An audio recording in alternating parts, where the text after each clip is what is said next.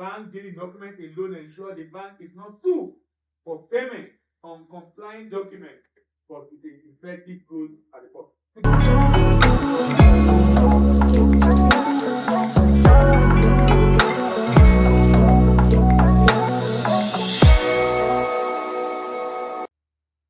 Core principle: bank dealing documents are not in goods. Bank dealing documents are not in goods. Bank dealing documents are not to which the bank document may relate. This is established in Article 14. A nominated bank acting on its nomination, a confirming bank, if any, and issuing bank must examine presentation and determine on the basis of document alone whether or not the document appear on their face to constitute a complying presentation. Bank dealing document not in good of type of performance to which relate. The sentence states the core of UCP 600. In letter of credit, the bank obligation to pay is triggered by presentation of documents that comply with the LC terms, not by the actual condition of the goods or services, no, or whether the seller performed as promised under the LC. Why does the rule exist? Practicability and standardization.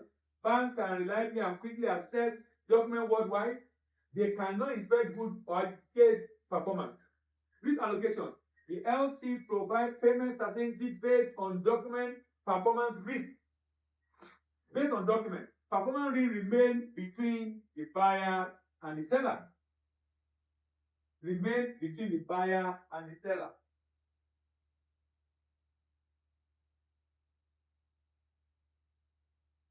Documentary examination. Bank only examine the presented document on their face against LC and international banking practice. They have up to maximum of 5 banking days to decide whether or not to honor or to refuse. They don't inspect the goods or verify the factual truth behind what appears on the document. No responsibility for goods or document truth. Bank has no liability for the form, for the sufficiency, for the accuracy, for the genuineness, for the legal effect of any document, nor for quality, quantity, and condition of the good. Limited exception. The main carve-out is fraud in document. Forged or materially fraudulent document, where a court may restrain payment. Ordinary performance dispute are not an exception, or it's not a fraud exception. The dependent principle, therefore, ensure bank's obligation is unaffected by external disputes.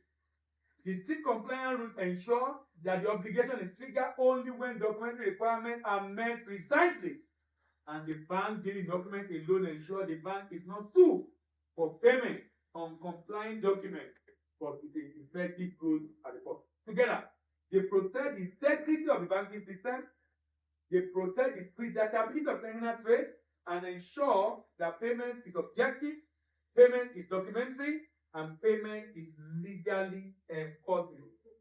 Payment is objective, payment is documentary, and payment is legally enforceable. Look at this case.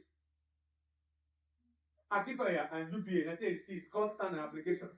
The applicant Akisoya instructed UBA to open an LC in favor of 6 suppliers, which require a clean on board bill of lading. What's clean on board bill of lading? Not defective. The bill of lading is not there. Because the good is not defective. Clean on board bill of lading, among other things, the LC included a standard indemnity clause absorbing the ban of liability regarding the document except for seeing that they purport to be in order. So the supplier presented document, including a bill of lading, and was paid in full LC amount. However, the bill of lading was later discovered to be fraudulent. No vessel by the name existed, no cement was shipped. Akisoya sued UBA for wrongful payment, arguing the bank should have known the documents were not genuine. It got to the Supreme Court. The Supreme Court rejected Akisoya's claim, decisively affirming the following legal principles. Bank dealing documents are not in good. The court held, this was in, it was long ago, it was UCP 400, not 600, but this was there. The court held that under the governing rule, particularly Article 8 and 9 of then applicable C400, the bank liability and obligation are confined to what? Document alone. Then, no responsibility beyond facial compliance. The bank has no responsibility to look outside the document presented to them. Their duty is discharged by being certified that the information held per share on the face of document is correct and in compliance with the LC terms. Protection of the issuing bank. The court confirmed that UCP article provides the bank with a conclusive defense against a customer claim, provided the document, though later found to be forged, appear compliant at the time of presentation. Application to the case, compliance and authenticity. The bank was only required to check presented documents. Bill of lading as clean on board, as stipulated on the LC. Since bill of lading purported to meet all documentary requirements, the bank was deemed to have fulfilled its obligation. How about indemnity clause? The court further relied on indemnity clause of LC application, which absorbed the bank of responsibility. Can you remember what we looked at yesterday? All those indemnity, right? Article 34, 35, 36, can you remember? Yes. When we're talking about indemnity against the force majeure issue, transmission and translation, can you remember?